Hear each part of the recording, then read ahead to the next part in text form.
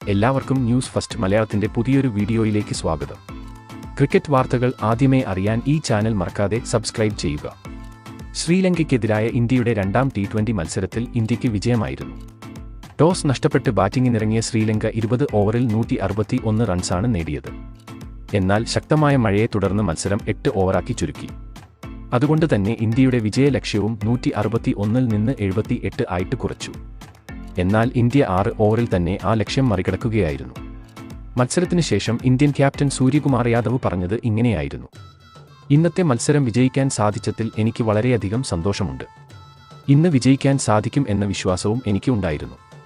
അത് അങ്ങനെ തന്നെ സംഭവിച്ചു. മഴ ഒരു വില്ലൻ ആയിരുന്നു. ഞങ്ങൾ എല്ലാവരും വിചാരിച്ചത് മത്സരം മാറ്റിവെക്കും എന്നാണ്. എന്തായാലും എല്ലാവരും നന്നായി തന്നെ കളിച്ചു. പ്രത്യേകിച്ചും യശസ്വി ജയ്സ്വാളും ഹാർദിക്കും. ജയ്സ്വാൾ വളരെ നന്നായി ഇന്ന് ഓപ്പണിംഗ് ചെയ്തു. അതേപോലെ തന്നെ ബൗളിംഗിലും രവി ബിഷ്ണോയ് നന്നായി തന്നെ ബൗൾ ചെയ്തു. അതുകൊണ്ട് തന്നെയാണ് ശ്രീലങ്കയെ ഇന്ന് ഒതുക്കാൻ ഞങ്ങൾക്ക് കഴിഞ്ഞത്.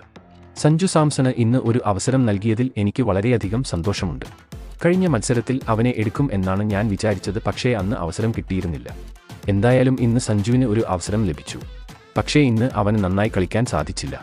അതിന് ഒരിക്കലും ഞാൻ അവനെ കുറ്റം പറയില്ല. മത്സരമാകുമ്പോൾ ചില സമയത്ത് നമ്മൾക്ക് കളിക്കാൻ പറ്റാതെ വരും. എന്തായാലും വളരെ നല്ല കഴിവുള്ള ഒരു ക്രിക്കറ്റർ ആണ് സഞ്ജു സാംസൺ. അതുപോലെ തന്നെ ടീമിലെ ഓരോരുത്തരും.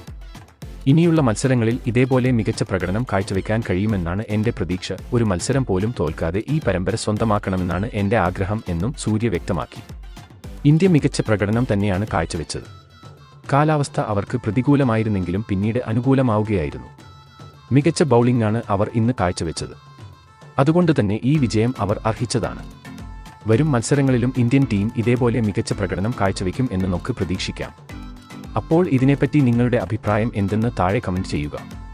ഇതുപോലത്തെ കൂടുതൽ ക്രിക്കറ്റ് വാർത്തകൾക്കായി ഈ ചാനൽ മറക്കാതെ സബ്സ്ക്രൈബ് ചെയ്യുക.